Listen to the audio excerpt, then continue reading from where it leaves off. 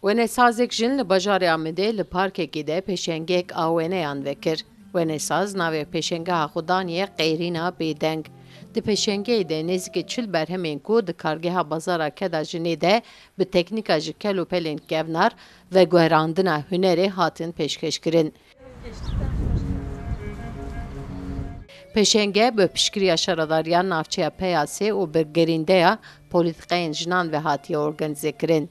Wene saza jin dide zanîn ku bi vê hunerê xwestiye dengê jinên tekoşer bide bihîstin. Va pêşengeha min ê heftemîn e ku ez ew dikim, saz dikim.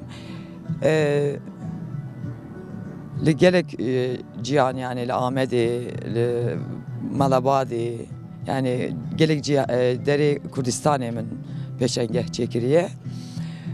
O min tabloyê min hene çil hep, çil zêdetirinin jî, çil sê jî hene.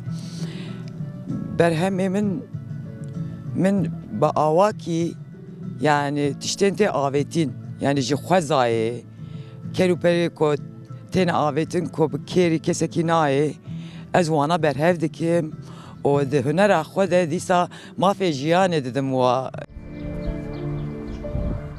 Di pêşengeyê de gelek fîgûr, peyker û tabloyên ku yek li sembolên bi hêz ên tevgera jinan e, bi komirê, bi qehwe, bi cilûbergên kevin, bi siwaxa dîwaran, bi boyaxan û bi gelek xiradên kevnar hatine çêkirin hatin nîşandan.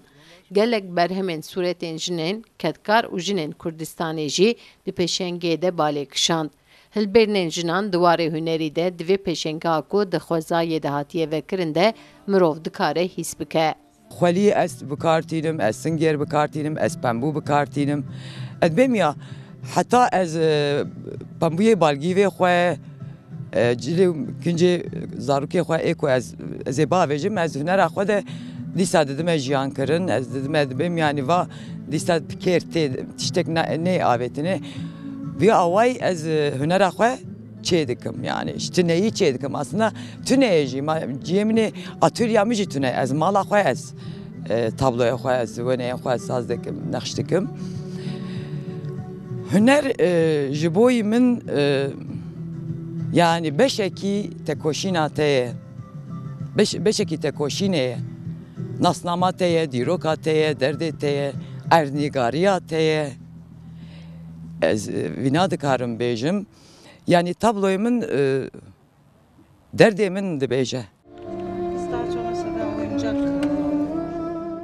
Di pêşengeha Qeyrîna Bêdeng de wenê serokê berêya Sendîqeya Parêzerên Amedê Tahîr Elçî ku hatibû kuştin jî ciyê xwe girt. Pêşengeh wê rojekê tenê vekirî bimîne. Sevda Kaplan, Kurdistan TV, Amed.